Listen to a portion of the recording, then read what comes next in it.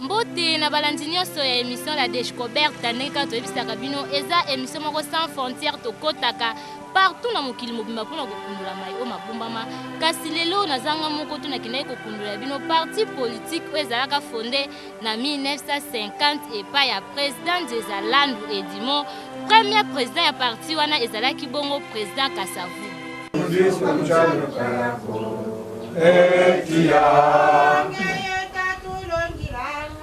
Nobiranga mukereka tamzisho mshaluka yako etia. Kasi lelo président Kasavubu atika biso pe à son âme alliance de ba Congo ezokoba se kokoba ekoma bongo diriger epai ya nani tola.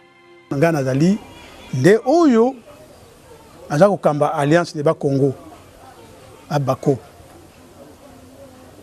oyo esalama na Tata Nzeza-Landu na 1950 pe Kambamaka na Tata Kasavubu pe balandaki sima ba Tata Bikebi ba Papa Ndumbi Mbumba ti na Tata Nzitandele kinonga na kozwa yango pona kokamba pona kusikilandela musala kombo na ngai nde ezali Petelo Ntiamwini Disengo Moka.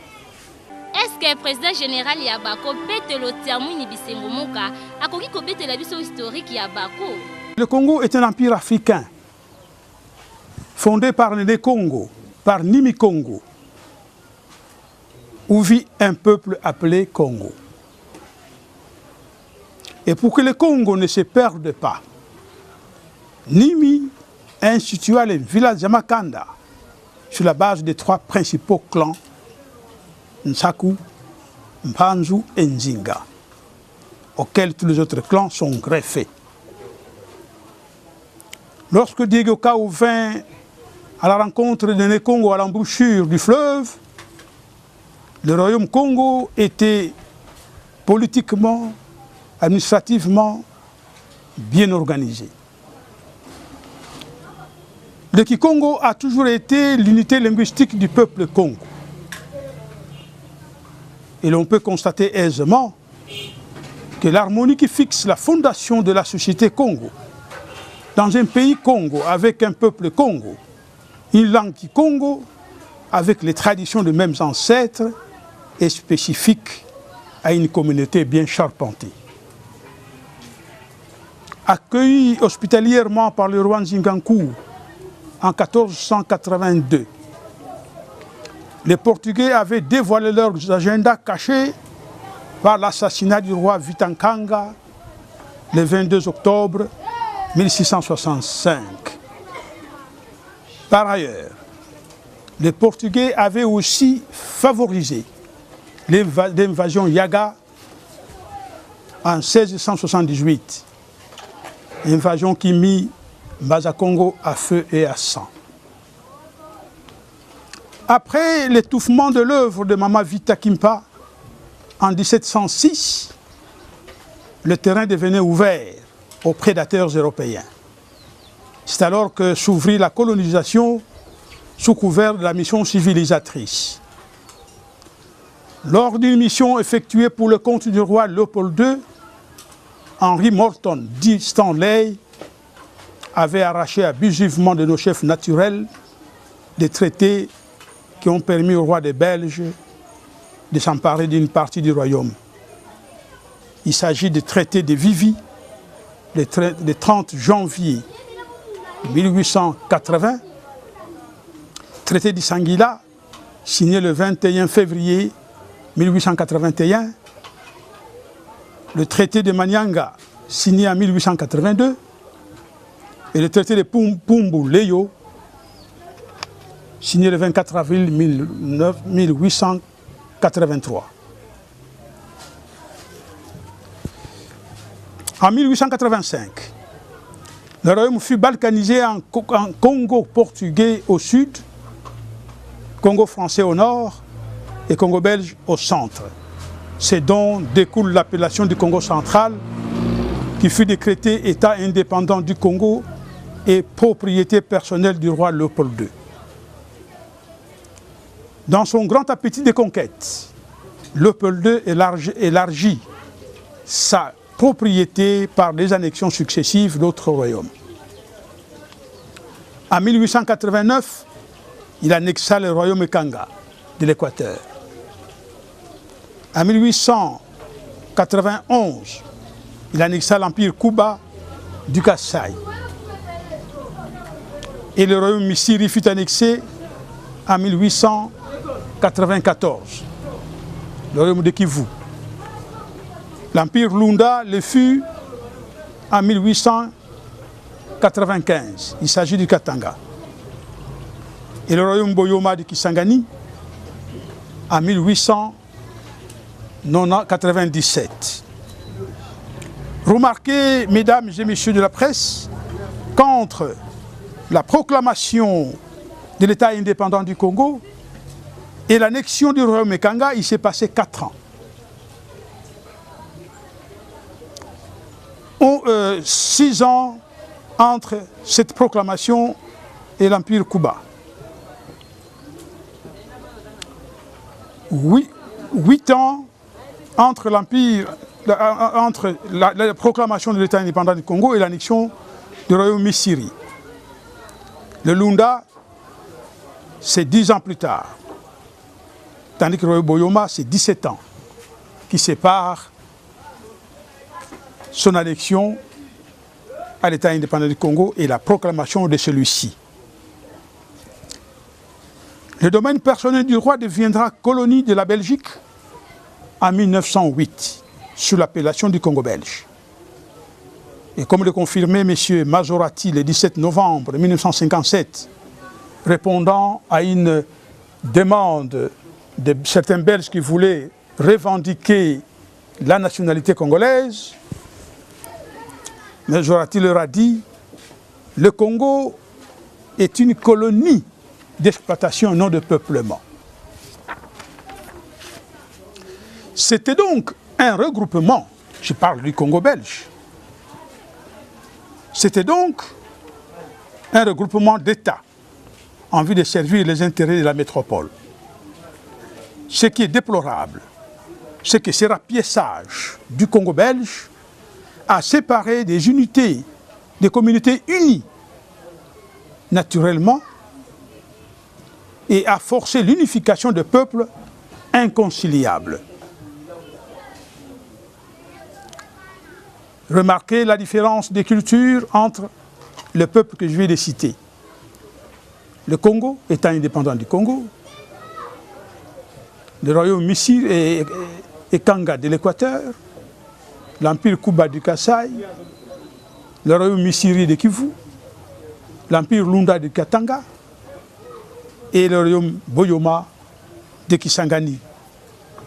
Ce sont des peuples équidistants par leur situation géographique et par leur culture et leurs habitudes et leurs coutumes.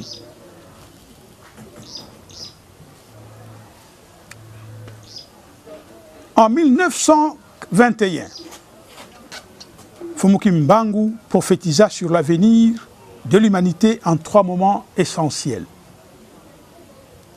Les indépendances des peuples opprimés, les temps de tribulations et d'épreuves dans le monde, et les grands bouleversements du 3e millénaire, et le triomphe de la justice pour la paix universelle. Donc, vivre libre, heureux et avoir de la joie découle du divin décret consacrant le droit à la vie. Telle est l'essence du combat que le peuple Congo a toujours mené sous la houlette de l'Alliance des Bas-Congo. D'abord, Vitakimpa et Mfumuki Mbangu en ont payé de leur vie. Devant cette situation, cette domination coloniale à outrance, eh bien, arriva le moment de l'éveil des consciences. Cet éveil a commencé par une prise de conscience exprimée à San Francisco par les grandes puissances. L'envergure du conflit mondial de 1945 a donc poussé les vainqueurs de la guerre à faire pression sur les puissances colonisatrices à revoir leur méthode de jouissance.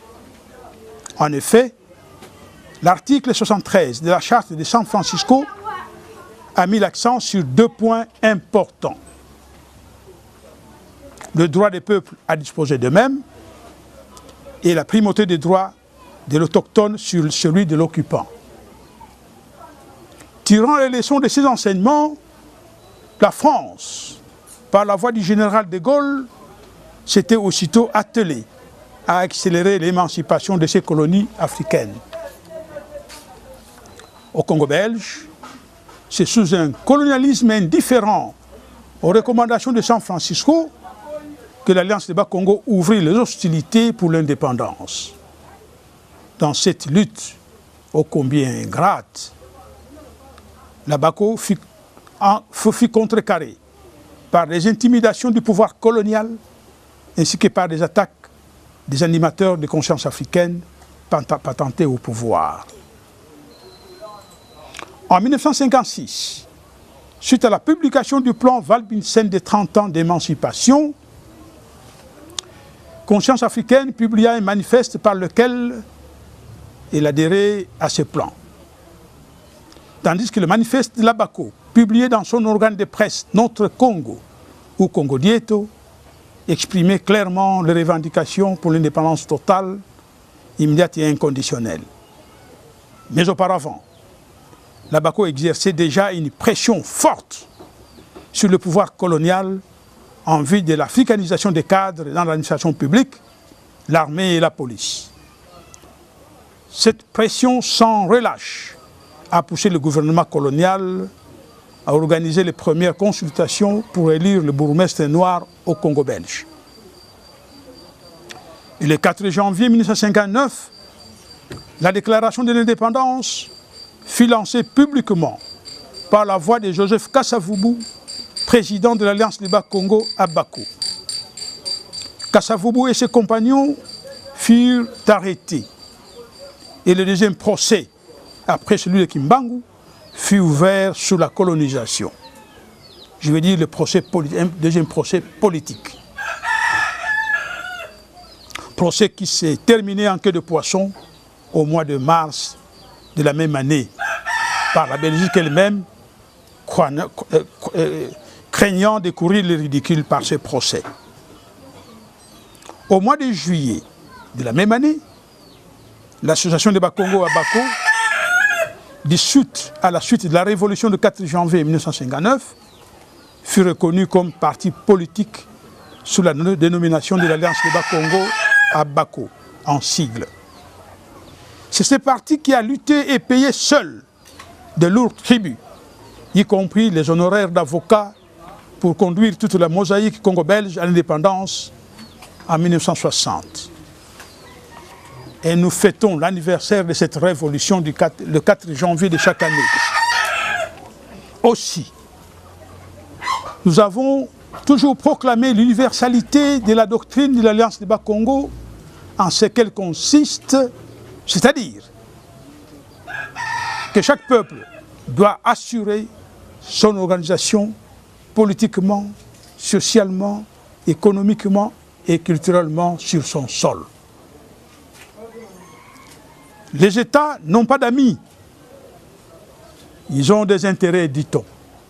Et le Congo central doit sauvegarder les siens. C'est pour cela que nous disons aujourd'hui non à la colonisation du peuple Congo. Nous disons haut et fort. Aujourd'hui encore, en effet, le peuple Congo est autrement, plutôt le paradoxe, est autrement insolent à son égard. Permettez-moi ce lapsus et cette hésitation. Je reprends.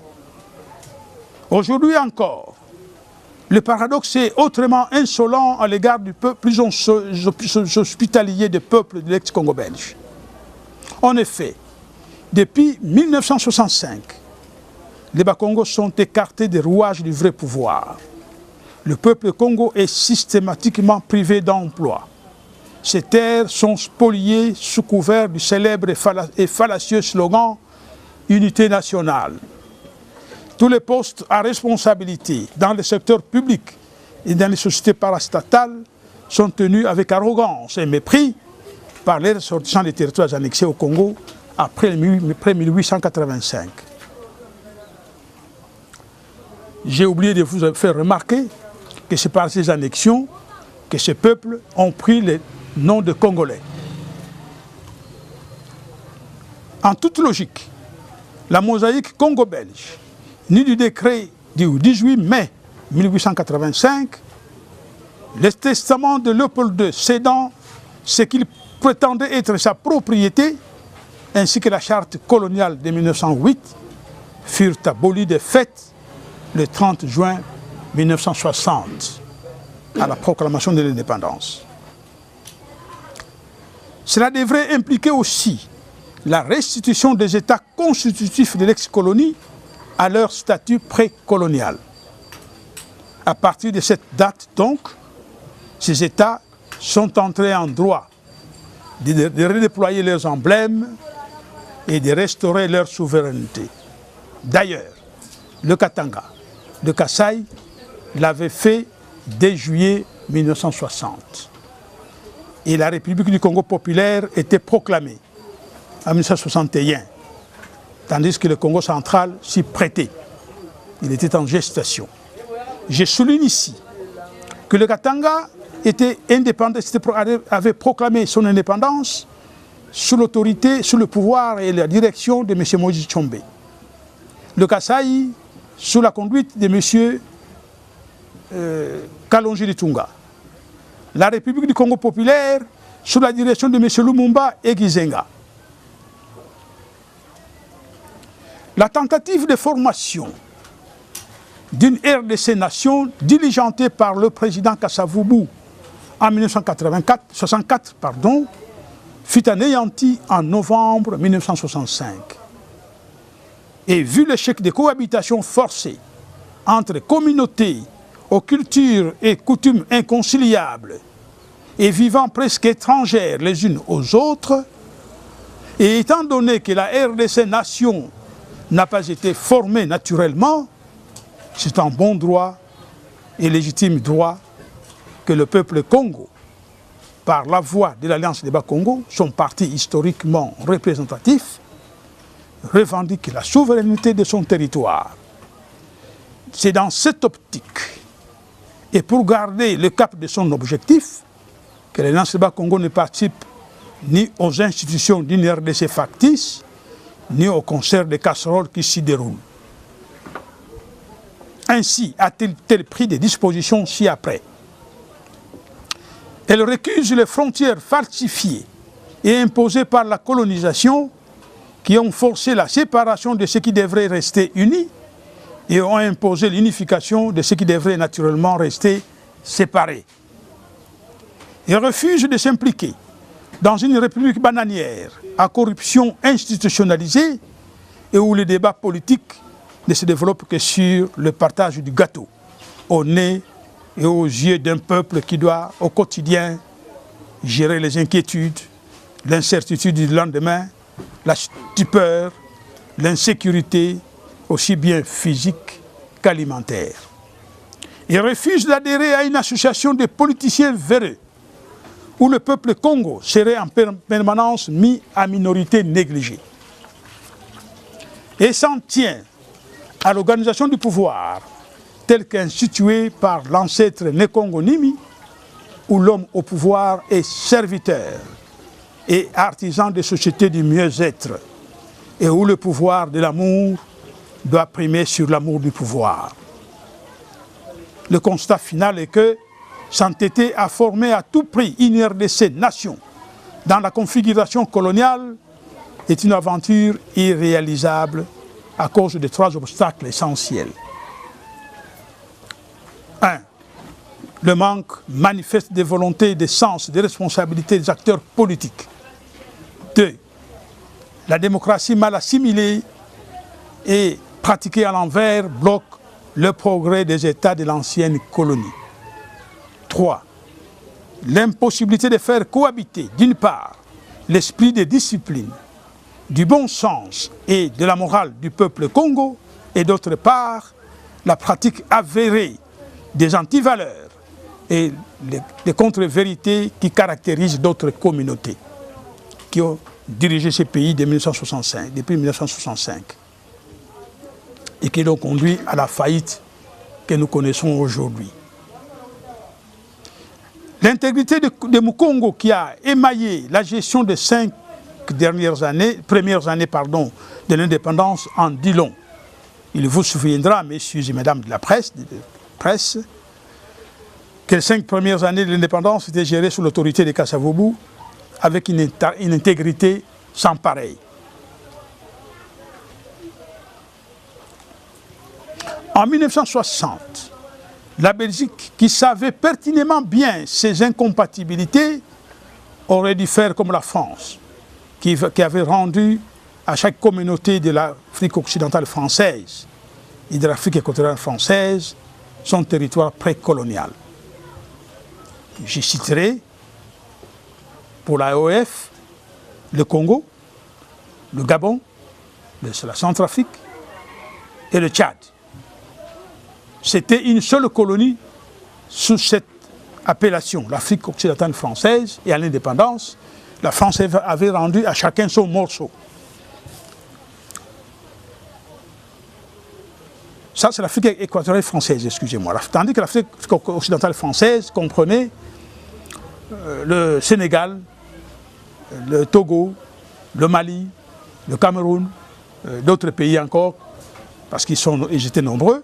Et il avait rendu à l'indépendance à chacun son patrimoine précolonial. Aujourd'hui, le Royaume de Belgique est placé devant ses responsabilités historiques d'aider au rétablissement de la souveraineté de chaque État de la mosaïque de son ancienne colonie. En tout cas, le peuple Congo réaffirme sa foi dans la souveraineté de sa chère patrie, le Congo. La légitimité de son droit est à la hauteur de la noblesse de sa cause. La cohabitation forcée n'est qu'une amère expérience.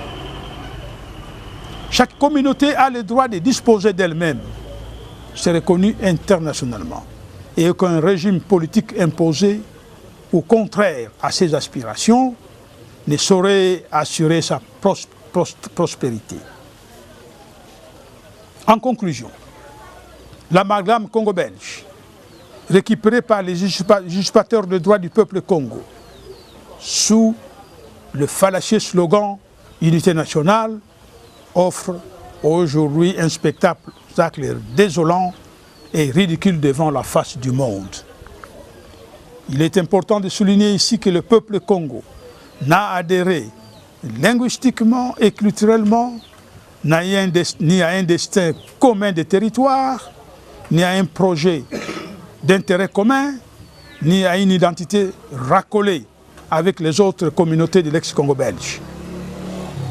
À part les statuts coloniaux imposés, il n'y a pas eu d'adhésion libre, volontaire et concertée à une définition commune des territoires et d'identité collective.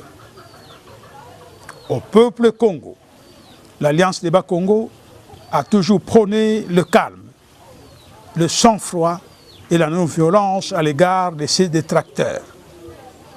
Et c'est une profonde tristesse que d'observer que le peuple Congo assiste impuissant à ces désagrégations, à la métamorphose de son territoire, par la volonté de ceux qui l'ont toujours haï, mais qui convoitent toujours ses terres. Aucun peuple n'accepterait une cohabitation forcée avec ceux qui les haïssent. Éduqué et émancipé, l'humble peuple Congo a constamment suivi le mot d'ordre de son parti politique historique, l'Alliance des Bas-Congo, et ce peuple forme un ensemble de familles humaines qui revendiquent un passé commun, vivent un présent commun et rêvent d'un futur commun sur fond d'une identité et d'une cybernétique collective. Il ne veut plus que d'autres fassent mal pour lui, ce qu'il ferait mieux lui-même. bon gré, mal gré, la Belgique elle-même s'est sortie de la colonisation hollandaise. Le Pakistan s'est détaché de l'Inde. La scission de la Tchécoslovaquie et la désintégration de la Yougoslavie ont fini par s'imposer comme vent contre vent et marée. C'est dire que le droit de chaque peuple à l'autodétermination est sacré. Il en est de même pour le Congo central. Nous n'accepterons plus de subir un nouvel esclavage. C'est dans cet ordre d'idées, ou dans cet ordre de choses, que nous avons adressé une requête à son Excellence, Monsieur le Secrétaire général de l'ONU, pour lui demander la tenue d'une conférence internationale à l'instar de celle de Berlin, avec la participation de la Belgique, de 14 pays européens, Congo-Belge, représentés par leurs partis représentatifs à la table ronde de Bruxelles. C'est la règle de l'équité d'Mfumu Kimbangu qui nous fixera en toutes choses. À quoi la vie nous servirait-elle en demeurant esclaves de génération en génération? Des émancipations tardives, l'histoire n'en a jamais connu, dit M. Pierre Rugmans. J'ai failli perdre son nom. Parce que quand leur revenu, le peuple n'attend pas. Si l'on tarde, ce n'est plus l'émancipation qui termine la crise. C'est la haine, la révolte et la rupture. C'est l'heure de l'accomplissement des prophéties d'Mfumu Kimbangu. Et j'ajouterai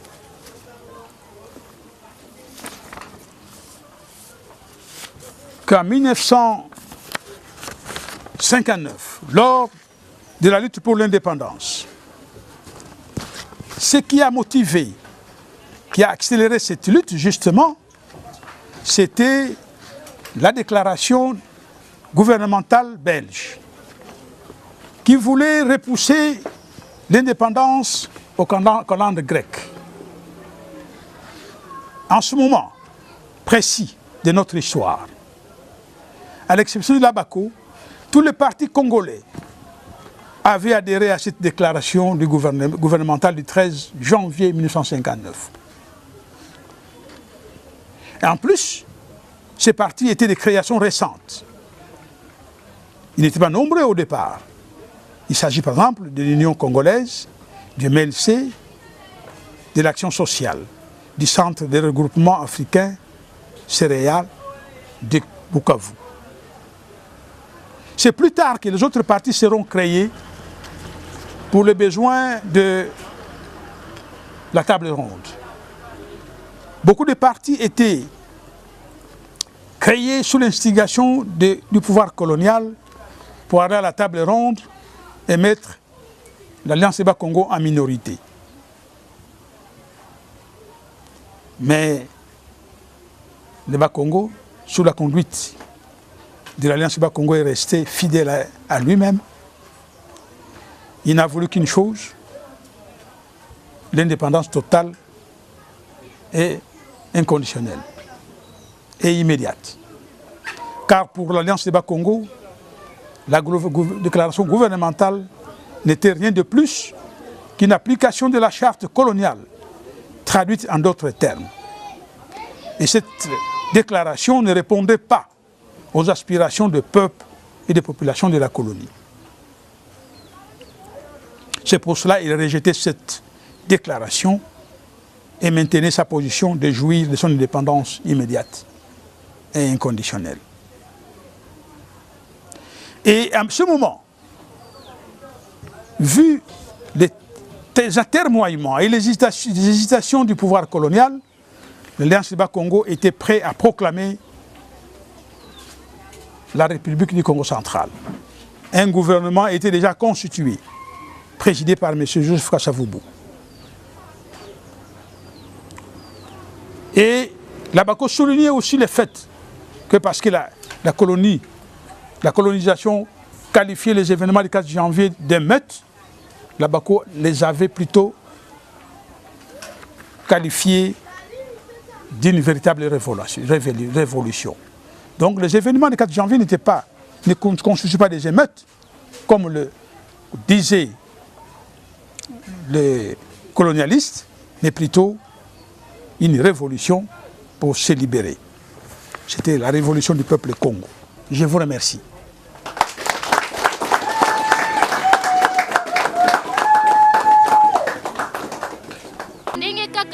Le président général ya Bako Alliance de Bakongo ameki kobetela biso historique ya Bako na bokebi nyonso ya kosimba ezali ke boye bake parti politique ya Bako eza parti moko yebi masolo ya solo ya mboka na biso pe ba secret ya mboka na biso ebombami na parti wana tokosenga na bakonzi bomeka ko soutenir parti wana.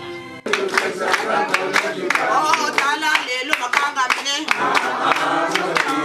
oh tala kukongo mabinda mine makanga jambu ko bena buluveza mama kimbango jambu ko bena buluveza mama kimbango oh tala mabinda mine bendera jambu ko bena buluveza mama kimbango jambu ko bena buluveza mama kimbango